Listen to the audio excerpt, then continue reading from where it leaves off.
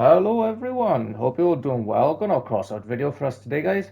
Now in today's video I wanted to give my concluding thoughts on this new 4 Fusion new perk system that they seem to trying to at least implement in crossout. Now apologies if this is just going to be another talking video, but like I said, this is a very important, very almost serious change in the overall path of crossout, if you will, the future path of crossout. So I wanted to give my final opinions on it and my full, conclusion before I move on with regular videos tomorrow, because I didn't want to just, say that, oh yes, these quasars are very strong and just leave it there for everyone to just be left in the dark. So if you if you wanted to know what a serious end game player of crossout who's been doing it for years thinks of these things, then I am basically your guide with this video. So this is going to be broken down into 4 parts of the game. Firstly, we're going to cover something that the developers, in my opinion, absolutely need to do if they are going to go forward with these 4 fusions and alternative picks. I really believe if they do not do this, then they are going to hemorrhage players the more they bring 4 fusions into this game. Secondly, we're going to go on to something that I believe that they should do with regards to balancing the fusions themselves. So that's point number 2. The third point is going to be my conclusion on these new quasars, or new perk, new fusion quasars, because I believe they're too powerful, but I want to give my full conclusion on them and how I think the developers should balance them, because I ran them in the video yesterday just to test it out, and now I am fairly confident on how to balance these. And for those who said that I shouldn't have made the video, I shouldn't have bought these and made the video yesterday, if I didn't, then I wouldn't know how to balance these weapons, and I wouldn't be able to give my conclusion on them in this video today, because at the end of the day, if I don't actually run them, I don't know how to balance them, and all I can say at that point is that I think they are overpowered, as opposed to I know that these are overpowered, which they very much are. So that's point number 3, and in point number 4, that I wanted to give my final thoughts on what I believe is the only way that they can implement this new perk slash 4 fusion change into crossout in a healthy manner. Because I think there is a way for them to do this in a way that is beneficial to the game, adds variety to the game, but on the other hand, isn't unbalanced or disrespectful enough to their core audience to the point where they just lose players. Overall, I think that they probably shouldn't do this because it's just a risky concept in general, and they are likely to mess it up, quite frankly. But if they do it a certain way, there is a way to just, bring some balance and variety into the game in a healthy manner. So I'll give that finally. So just to start, we'll go on to what I think they absolutely must do for the health of crossout.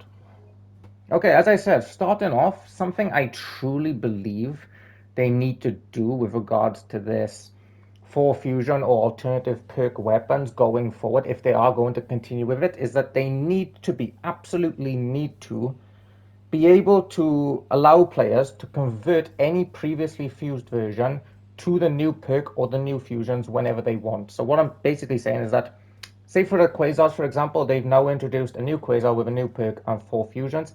If you have previously fused a quasar, doesn't matter if that quasar is a perfect fusion or a random fusion. If you've spent coins, spent time, spent energy fusing a quasar previously, then you need to be able to convert it to this fusion, and ideally convert it back at least once for completely free.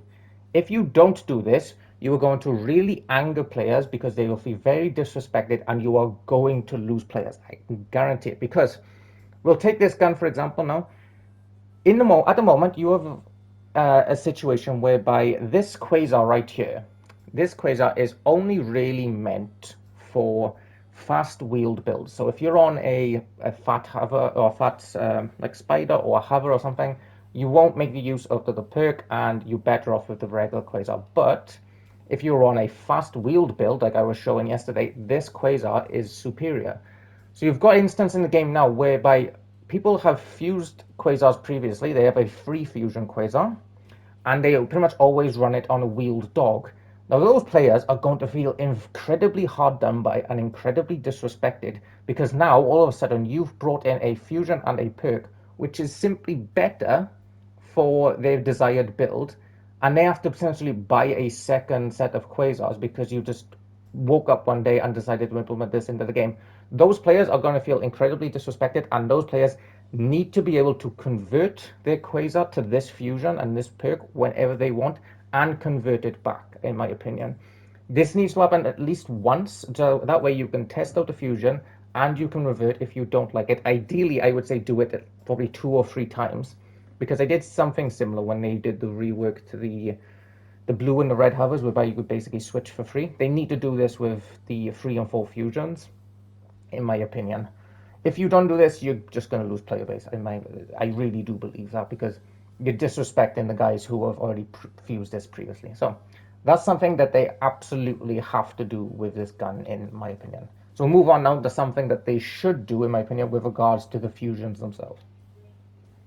Okay, moving on to point number 2. This is something that I believe the developers should do with regards to the 4 fusion system, and that I think a really good sort of rule going forward is that they should keep everything within their respective tree and keep it all to a maximum of 100%. So I think the big problem with the new fusion that they've got here is that they've kept the first tree fine, but they've split the second tree into like the majority of it. Like you've got 80% of this perk, and you've got 80% of this fuse, sorry, and 90% of this fusion, and you've sacrificed 40% of the third tree to get it. Now, I covered this 2 days ago, but basically I said this is a problem because it is a sort of a statistical advantage. You are getting 330% of the 900% of fusions on offer, as opposed to the regular 300. Now that's a problem because you're just given a statistical advantage to this new type of fusion. The best way to do this is to do it at a maximum of 300%, like a regular fused Quasar, with 100% of each tree each. Now you can split up each tree as much as you want, but it must be to a maximum of 100%, in my opinion, because the problem with a weapon like this at the moment is that you don't need that extra projectile speed, because it's designed to be on a very fast car. Now that very fast car doesn't need projectile speed because it's already going at 120 or whatever it is. So the 15 is fine. You might miss like a few more shots, but the extra damage and the extra reload, the huge buff to the DPS is just too much of an advantage. So I'll go to the regular Quasar to just illustrate what I mean here. What they should do is, no, apologies, upgrade, not parameters. They should just keep it within their respective tree. So it doesn't matter how they split it up. They can do, say, 100% of the durability if they want. They can split the power tree 50-50, 25-75, 90-10. It doesn't really matter. Whereby they can say that if they had half of the damage at 2.5 and then half of the reload at 5%, as long as it equals 100%, it's fine. And then keep the total of each tree as 100%. So I think a really nice balance for this new Quasar would be, say, 100% of the durability fuse, 50% of the damage fuse at 2.5%, 50% of the reload fuse at 5%, and then 100% of the projectile speed fuse. I think that's far more balanced, because the total will be a total of 300% out of the 900. So the people who have a free fusioned Quasar are not at just a statistical disadvantage with regards to how much of a fusion they are getting. So I think that's a really important change going forward that they very much should implement, because the problem with the new Quasars now is that you're simply getting more out of your fusions from a mathematical standpoint. So I really like that, and I think that's something that they 100% should stick to. I don't like the idea of sacrificing projectile speed for more damage, because that is a recipe to just get too much damage, and that's a problem with these new Quasars. They simply have too much damage, and you don't really notice the 40% reduction in projectile speed, if I'm honest, on such a fast build. So that's that. I'm going to move on now to the weapons themselves, and I think a good way to balance these new Quasars, because as I said in the video yesterday, they are too strong in their current implementation. I wanted to cover with the 4 fusion on the Quasars is that now that they've implemented this type of choice into the game, I also think they should allow this for existing free fusion builds. So for example, now that you're able to get durability, damage reload, and projectile speed, if you've previously fused something, you should be able to split up the middle tree like they have here going forward for pretty much anything that you've done previously. So we'll take like a fused Mastodon as an example. If you've got it for fused for reload or damage, you should be able to split that 50-50, in my opinion, between reload and damage, or keep it at 100 of 1 if you want, like they've done with the Quasars here. I think that would be a really good, like, design thing, because now that you implemented this change with one fusion, you should be able to do it with all of the fusions, in my opinion. And that would bring a really cool or interesting specialization into it, in that if you wanted to, you could go for a more balanced approach with regards to damage and reload, or you could lean in one particular direction with the existing fuse. So take Mastodons, for example. Mastodons, you probably wouldn't want to split damage and reload, because the damage fusion on Mastodons won't particularly help. It's just more along the lines of throwing as many shells out there as possible. That's a really big advantage with the Mastodons, in my opinion. So I would stick with a reload fusion. But if you're on, say, something like a hover, like a Scorpion hover, you might say, well, I don't want all of my reload fuse. I might want to sacrifice half of my reload fuse for half of the damage instead, and have a bit more balanced approach, because I'm spending a lot of time in cover fully reloaded before I peak. And I think that'd be a really interesting like way to just sort of min-max or tweak your build in the way that you want. So I think that now that they brought this in with the Quasar, they need to do it with all existing builds, whereby you can split the reload and the damage if you want. But again, still, everything should equal 100% in each of their trees, in my opinion. Okay, point number 3. Like I said, I apologize if this is a lot of talking, but I wanted to cover this fully before I moved on with anything. I wanted to talk about the weapons themselves and how I believe you can balance them. So I ran these yesterday, and like I said, I wanted to run these in order to see if they are overpowered, because obviously they might seem overpowered on paper, but it's not until you test them and try them till you realize just how strong or not strong they are. So the guns themselves, in my opinion, are way too powerful at the moment for what an epic should be. Now, I understand that these quasars are meant, or basically solely meant, to be on a fast-wheeled car. So these do not work on hovers, these do not work, or they do not work on most hovers. They won't work on a slower build, because you simply won't get the perk, in which case you might as well just get the quasar, the regular quasars. But that doesn't mean that they are allowed, in my opinion, to be overpowered on a wheeled build just because they are meant to be on a wheel. But they still need to be somewhat balanced, I think.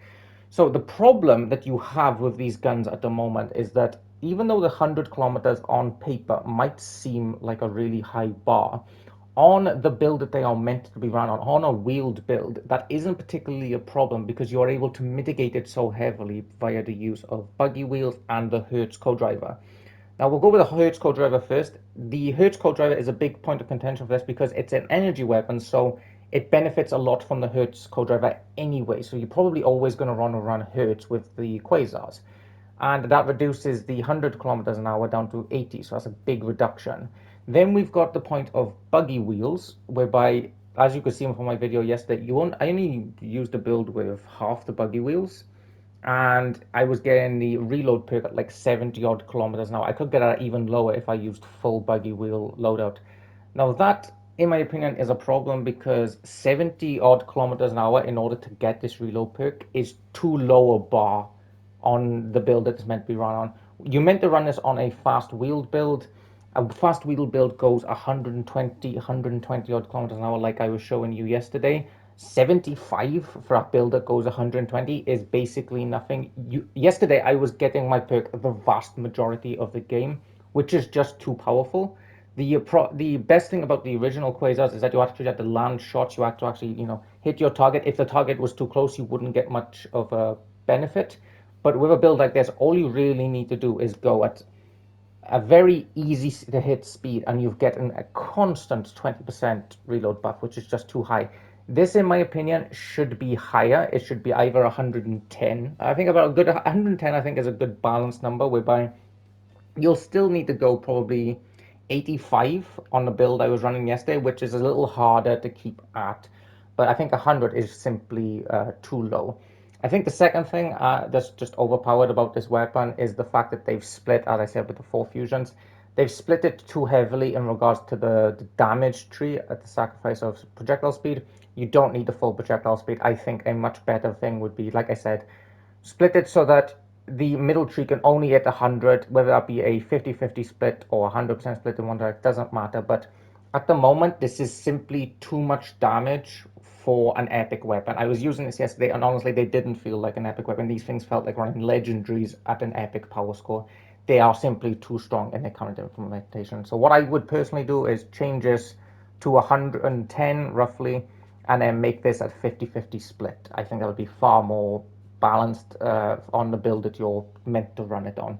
Because at the moment, this is just simply too strong. So this is weapon, that's all done, pretty much out of the way. I wanted now to just go on to the very last part of the video, whereby I talk about the only way that I can realistically see them implementing this 4 fusion system, or this alternative perk system, in a way that is actually beneficial to the game, and in a way that doesn't just anger or disrespect your core player base, essentially. Okay, last part of the video, guys. I understand we're all hot and bothered, but I'm almost done. So, I think with regards to the fusions, at least, that's a pretty good way to handle it going forward. As long as everything is 100% within each tree, and that you allow existing players who have fused it previously to convert and unconvert to the force system when they choose, I think that's a really good way to do it going forward. Now, with regards to the alternative perks for existing guns, I think the best way to do it would be to have a jack of all trades type of perk on the base version, and then have an alternative for a light build and a heavy build, or a slow build and a fast build, going forward. So we'll take Quasars as an example. The base version of the Quasars, you can run it on pretty much any build as long as you land shots on the enemy of benefits. So it's good on heavy build, it's good on light build, it's good on fast, good on hovers, doesn't really matter, it's good on everything. And then you've got this version here, which is very suited to light builds and light and fast builds. And then you've got an alternative version again, which is more suited to heavy, slow builds.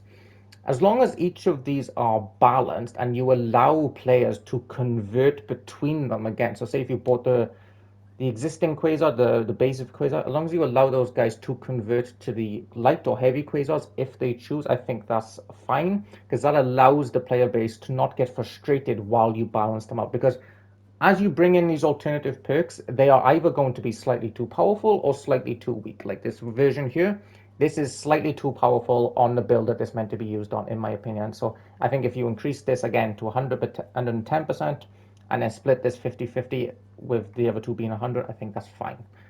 That allows players to sort of convert and change as you slowly balance each of these perks. Because let's be honest, the CROSSOUT developers take quite a lot of time to balance something. I have played these one day, and I can tell you that they are slightly too powerful. The developers, for all we know, could take months and months, or simply never get around to correcting these, because these will turn into a bit of a menace at low power score, I assume. I'm guessing, at least. So yeah, I think that's a good way of doing it, whereby you create like a light and a fast version of the perk that's in the same like ethos or same idea of the base version.